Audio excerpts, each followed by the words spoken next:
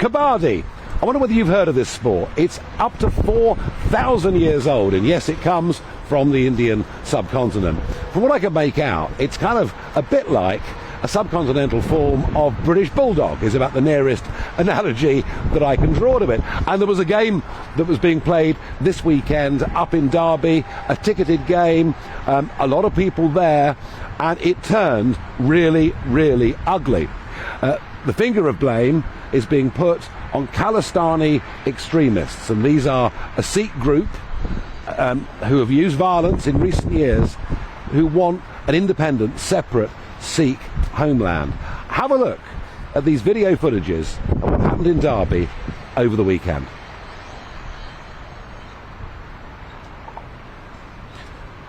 So, you can see people charging around, there's lots of aggression.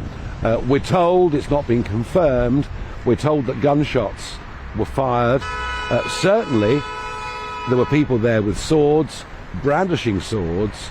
This is worrying. Now, I've said before on this programme that the politics of the subcontinent is coming to the streets of the UK, and we saw this in Leicester last summer, and this indeed is what we've seen, I believe, in Derby over the weekend. And I'll be honest with you, I'd heard very little about the Khalistani movement until just a few weeks ago.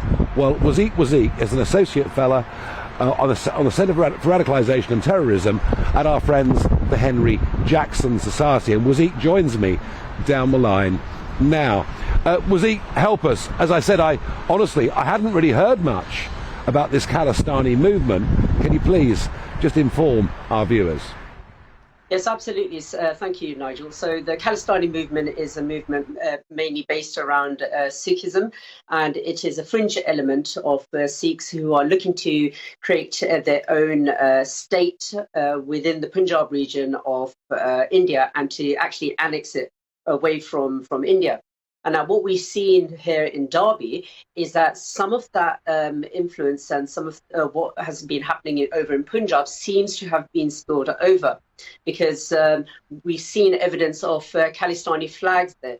And not only that, we've seen also some of the weapons that have been used, for example, swords, metal rods, and axe, and apparently also gunshots being fired. Now, this is really, really serious, and the British government, the Home Office, need to take this quite seriously, because it seems to have gone under the radar, because a lot of resources have been perhaps given too much to the far right, for example.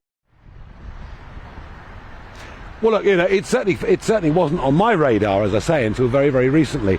Would it be fair, would it be reasonable, and tell me either way, to describe some of the methods that the Khalistani movement have used in the subcontinent?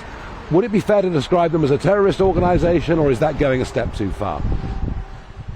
Not necessarily. There will be elements of it that can meet the threshold of our definition of terrorism, so based on the Terrorism Act 2000.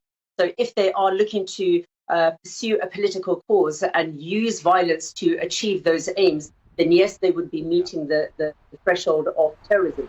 Now, there are certain within the Khalistani movement who have been prescribed as terrorist groups. For example, Baba Khalsa have been prescribed as a terrorist group. So what we need to do is we need to figure out what happened in Derby. Was that actually a political movement through the use of violence? And if so, we need to look to find out who the main perpetrators are and start using our laws to bring them to account.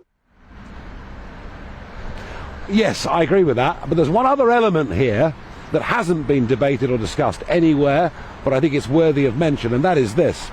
What we've seen over the course of this year are a much larger number of Sikhs crossing the English Channel in those dinghies. Now, I do not know, I haven't got a clue, whether some of those that are coming could be associated with this Khalistani movement. Do you know anything about that?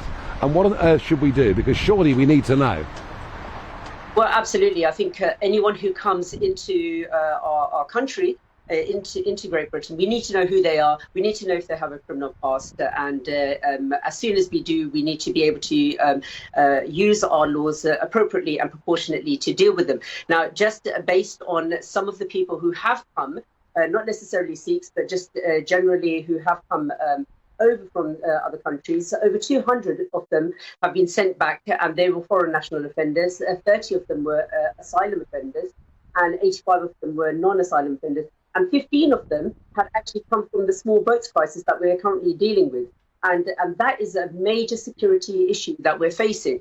So it's not just Khalistani extremists that we're going to be dealing with. We're also going to be dealing with Romanian drug gangsters who have come in 2017. I don't know if your viewers remember, there was a gang war that was taking place in East London when one of them was killed.